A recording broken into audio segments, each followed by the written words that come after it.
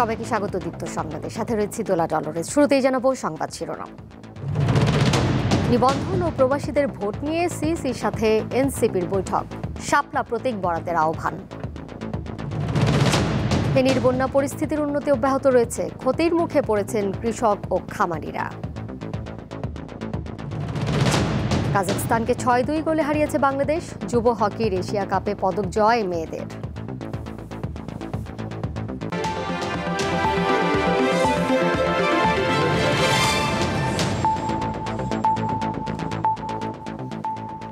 দলের নিবন্ধন ও প্রবাসীদের ভোটাধিকার নিয়ে প্রধান নির্বাচন কমিশনারের সাথে আলোচনা করেছে জাতীয় নাগরিক পার্টি এনসিপি।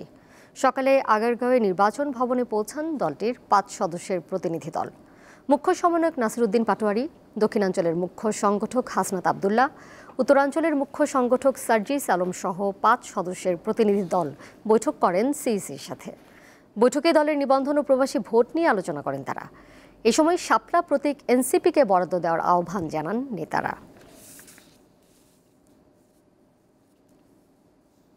নির্বাচনের আগে ইসি পুনর্গঠন করতে হবে, এটা স্ট্রেইট ফরওয়ার্ড, এবং ইসি যেভাবে পুনর্গঠিত হয়েছিল সে আইনটারও পরিবর্তন করতে হবে এবং ঐক্যমত কমিশনের যে নতুন যে সিস্টেমগুলো আছে সেটা অনুযায়ী এই ইসিতে যারা সাংবিধানিক প্রতিষ্ঠান অনুযায়ী নিজের ভালো কাজের পরিচয় দিয়েছেন তাদেরকে রাখা যেতে পারে, কোনো ব্যক্তি আকারে নয়।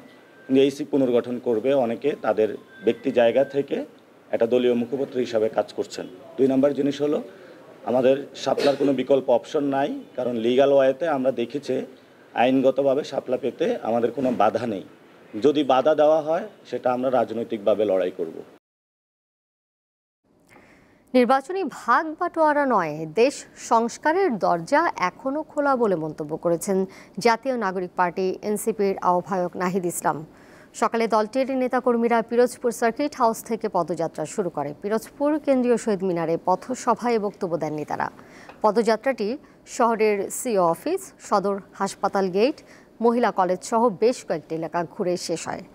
নাহিদ ইসলাম বলেন, বিগত সরকার জোর করে ১৬ বছর ক্ষমতায় ছিল, তিনবার দেশের মানুষ ভোট দিতে পারেনি।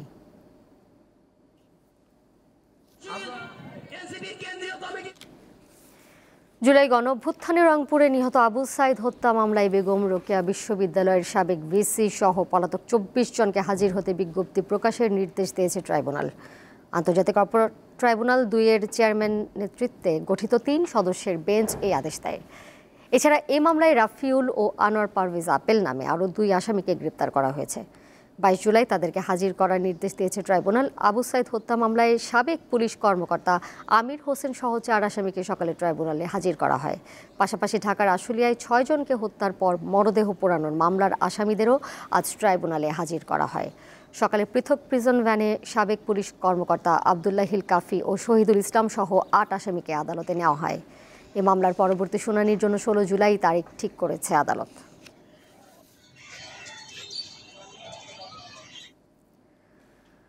রাজধানীর মিটফোর্ড হাসপাতাল এলাকায় ভাঙাড়ি পণ্যের ব্যবসায়ী লাল চাঁদ ওরফে সোহাগকে হত্যার ঘটনায় আরও ২ জনকে গ্রেপ্তার করা হয়েছে। তারা হলেন মোহাম্মদ রাজীব হোসেন ও মোহাম্মদ সজীব। আজ সকালে ঢাকা ও ঢাকার বাইরে অভিযান চালিয়ে পুলিশ ২ জনকে গ্রেপ্তার করেছে বলে জানিয়েছে ডিএমপি। এ নিয়ে মোট ৭ জনকে গ্রেপ্তার করা হলো। এদিকে সোহাগ হত্যার বিচার বিভাগীয় তদন্ত চেয়ে আজ হাইকোর্টে একটি রিট দায়ের হয়েছে। সুপ্রিম কোর্টের আইনজীবী ইউনুস আলী আকন্দ রিটটি করেন। বুধবার মিটফোর্ড হাসপাতাল এলাকায় নির্মমভাবে লাল চাঁদ ওরফে সোহাগকে হত্যা করা হয়। যাচ্ছি পরের প্রসঙ্গে। ফেনীর বন্যা পরিস্থিতির উন্নতি অব্যাহত আছে। বন্যা কবলিত নিচু জায়গা ও নদী তীরবর্তী এলাকার পরিস্থিতি ধীরে ধীরে স্বাভাবিক হচ্ছে।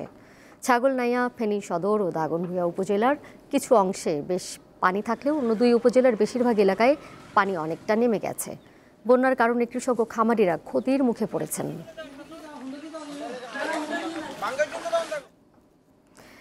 এবারের এসএসসি পরীক্ষায় ১৩০০ নম্বরের মধ্যে ১২৮৫ পেয়ে আলোড়ন সৃষ্টি করেছে চট্টগ্রামের নিবিড় কর্মকার। নাসিরাবাদ সরকারি উচ্চ বিদ্যালয়ের দেশসেরা এই শিক্ষার্থী হতে চান প্রকৌশলী। সারা দেশে এসএসসি পরীক্ষায় প্রথম। 1300 নম্বরের মধ্যে 1285 পেয়ে গড়েছে নতুন এক ইতিহাস। সারা দেশে তাক লাগিয়ে দিয়েছে চট্টগ্রাম নাসিরাবাদ সরকারি উচ্চ বিদ্যালয়ের ছাত্র নিবিড় কর্মকার। তার কৃতিত্ব প্রমাণ করে কঠোর পরিশ্রম আর স্বপ্ন থাকলে কিছুই অসম্ভব না। ছোটবেলা থেকে ভালো ফল করে আসছে নিবিড়। আমি বলতে চাই যে 8 থেকে 10 ঘন্টা পড়তাম, এর বেশি পড়তাম না। এই রেজাল্টের পিছনে যে টিচাররা এই টেক্সট বুক বেসড যে উপদেশ দিতেন ওগুলো আমি ফলো করতাম। দেশের কল্যাণের জন্য আমি একজন ইঞ্জিনিয়ার হতে চাই। ভবিষ্যতে প্রকৌশলী হয়ে দেশের জন্য ভালো কিছু করতে চায় নিবিড়। তার বাবা জানান, ছেলেকে কলেজিয়েট স্কুলে পড়ানোর ইচ্ছা থাকলে ভর্তি তালিকায় নাম না আসায় চট্টগ্রাম নাসিরাবাদ সরকারি উচ্চ বিদ্যালয়ে ভর্তি করান। উচ্চশিক্ষিত হওয়ার চেয়ে একজন সুশিক্ষিত মানবিক মানুষ হোক তার সন্তান, এমনটা তার চাওয়া। শুরুতে যাতে ফাউন্ডেশনটা ঠিক করে, ছেলে হোক বা মেয়ে হোক সবার জন্য যাতে ফাউন্ডেশনটা ঠিক করেন। শুরুতেই আপনার যদি হাতে খড়িটা থেকে শুরু করে প্রথম দিকে যদি আপনার বেসটা ঠিক না হয়, পরবর্তীতে আপনি যতই ভালো টিচারের কাছে দেন না কেন সেই ক্ষেত্রে একটু ঘাটতি থাকে। মায়ের চেষ্টা ও পরিশ্রমের ফল এ দেশ সেরা মুকুট নিবিড়ের মাথায়। আর ভালো ফলাফলে খুশি মা। অবশ্যই ভালো লাগছে আমার ছেলের রেজাল্টের পরে। গার্ডিয়ানরা এখনকার ছেলে মেয়েদের নিয়ে বেশি উদ্বিগ্ন। ওদেরকে বলবো পড়ালেখার পাশাপাশি কিছু কো অ্যাক্টিভিটিস যেগুলো করানো দরকার এগুলো একটু করলে ওদের মনটাও ভালো থাকে, ওরা একটু রিল্যাক্সে থাকে। এবারের এসএসসি পরীক্ষায় চট্টগ্রাম শিক্ষা বোর্ডে পাশের হার গতবারের চেয়ে কমলেও জিপিএ 5-এর সংখ্যা বেড়েছে। রুনা আনসারি, দীপ্ত সংবাদ, চট্টগ্রাম। বেকায়দায় পড়েছেন ঠাকুরগাঁওয়ের আলু চাষিরা। হিমাগারে জায়গা সংকটের কারণে নষ্ট হচ্ছে আলু। এই অবস্থায় অনেকেই লোকসানের মুখে পড়েছেন। হিমাগারে জায়গা স্বল্পতার কারণে সনাতন পদ্ধতিতে আলু সংরক্ষণ করতে বাধ্য হয়েছেন ঠাকুরগাঁয়ের চাষিরা। এইসব আলুর মান ভালো না থাকায় বাজারে বিক্রি হচ্ছে না, ফলে লোকসান গুনতে হবে 10 থেকে 12 টাকা। কলেস্টোরের একটা কস্ট আছে, 1 কেজি আলুর পিছনে 10 টাকা খরচ হয়েছে। যদি কেউ 10 টাকা রাখে 15 টাকা 25 টাকা খরচ হয়েছে। আগে একবার হয়েছিল যে আলুর বস্তা আমাদেরকে রাস্তায় ফেলাই দিতে, না জানি আল্লাহ না জানি করে যে এবারও আমাদেরকে ওই অবস্থায় পড়তে হয় না। অতিরিক্ত আলু বাসা বাড়িতেই রয়ে গেছিল, সেই আলুগুলো কিন্তু এখন পর্যন্ত শেষ হতে পারেনি। কৃষি বিভাগ জানায় এবার হিমাগারে মজুদ আলুর চাইতে 4 থেকে 5 গুণ আলু সনাতনী পদ্ধতিতে মজুদ করা হয়েছে। আলু ঠিকভাবে সংরক্ষণ না করার কারণে অনেক আলু পচে যাচ্ছে, অথবা কৃষক গরুকে খাওয়াচ্ছে, অথবা এটা কম দামেই কৃষক বাইরে বিক্রি করে দিচ্ছে। এখন কম দামে যে আলুটা বাইরে পাওয়া যাচ্ছে, এই কারণে কিন্তু এখন স্টোর থেকে এখন পর্যন্ত অর্থাৎ জুন মাস শেষ হয়ে যাচ্ছে, জুলাই মাস আসতেছে, স্টোর থেকে কিন্তু আলু বের হয় না। ঠাকুরগাঁয়ে 15টি হিমাগারে আলু ধারণ ক্ষমতা 1,45,741 মেট্রিক টন। জেলায় এবছর আলু উৎপাদন হয়েছে 8,73,515 মেট্রিক টন। দীপ্ত, বার্তাকক্ষ। দেশের বাইরের খবর। ভারী বৃষ্টি ও বন্যায় পাকিস্তানে একদিনে আরও 6 জনের মৃত্যু হয়েছে। এই নিয়ে দেশটিতে মৃতের সংখ্যা দাঁড়ালো 104 জনে। দেশটির পাঞ্জাব, খাইবার পাখতুনখোয়া ও বেলুচিস্তান প্রদেশে সবচেয়ে বেশি ক্ষতিগ্রস্ত হয়েছে। চীনের দক্ষিণাঞ্চলে ফুজিয়ান প্রদেশে রেকর্ড পরিমাণ বৃষ্টিপাত হয়েছে। 195 মিলিমিটার বৃষ্টি রেকর্ড করা হয় ইয়েমেনে, যা 6 দশকের মধ্যে সর্বোচ্চ। দেশটির গণমাধ্যম জানিয়েছে কোমর সমান পানিতে আটকা পড়া মানুষকে উদ্ধার করেছে ফায়ার সার্ভিস। বন্ধ রাখা হয় একাধিক ট্রেন চলাচল। গত মাসে ইরান ইসরায়েল যুদ্ধ চলাকালীন সময় ইসরায়েলি বিমান হামলায় ইরানের প্রেসিডেন্ট মাসুদ পেজেশকিয়ান আহত হয়েছিলেন। ইরানের আধা সরকারি সংবাদ সংস্থা ফার্স এক প্রতিবেদনে তথ্য জানিয়েছে। প্রতিবেদনে বলা হয়, গত 16 জুন পশ্চিম ইরানের এক ভবনে আয়োজিত সুপ্রিম ন্যাশনাল সিকিউরিটি কাউন্সিলের বৈঠকে এই হামলা চালানো হয়। ইসরায়েলি জেট বিমানের 6টি বোমা ভবনের দরজা ও জানালায় আঘাত হানে। তবে বৈঠকে উপস্থিত পার্লামেন্টের স্পিকার, বিচার বিভাগের প্রধান সহ প্রেসিডেন্ট পেজেশকিয়ান জরুরি হ্যাচ ব্যবহার করে বের হয়ে আসেন। বের হওয়ার সময় পেজেশকিয়ান সহ কয়েকজন আহত হন। এ বিষয়ে সম্প্রতি মার্কিন উপস্থাপক টাকার কার্লসনকে এক সাক্ষাৎকারে ইরানের প্রেসিডেন্ট বলেন, ইসরায়েল এই বৈঠকের অবস্থান জেনেই সেখানে বোমা মেরেছিল।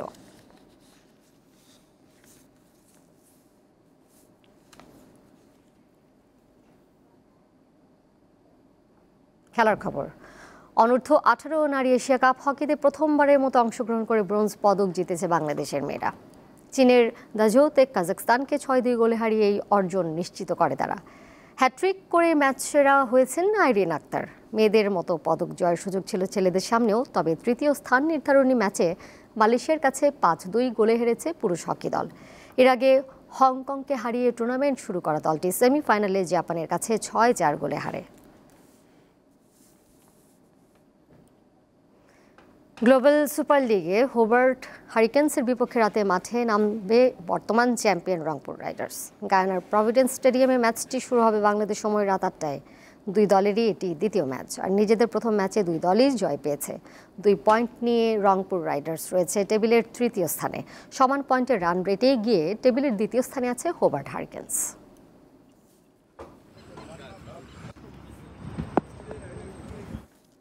শেষ করব দীপ্ত সংবাদ, যাবার আগে শিরোনামগুলো জানিয়ে দেব আরও একবার।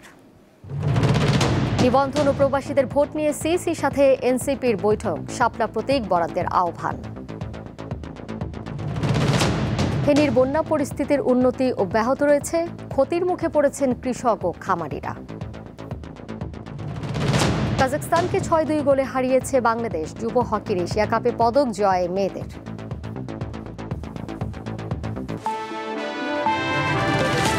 এই ছিল এখনকার মতো। বিকাল 4টায় দেখবেন দীপ্ত স্পোর্টস। এছাড়াও আরও তথ্য এবং বিনোদনের নানা খবর নিয়ে যুক্ত থাকুন দীপ্ত ডিজিটাল প্ল্যাটফর্মে। ধন্যবাদ সবাইকে।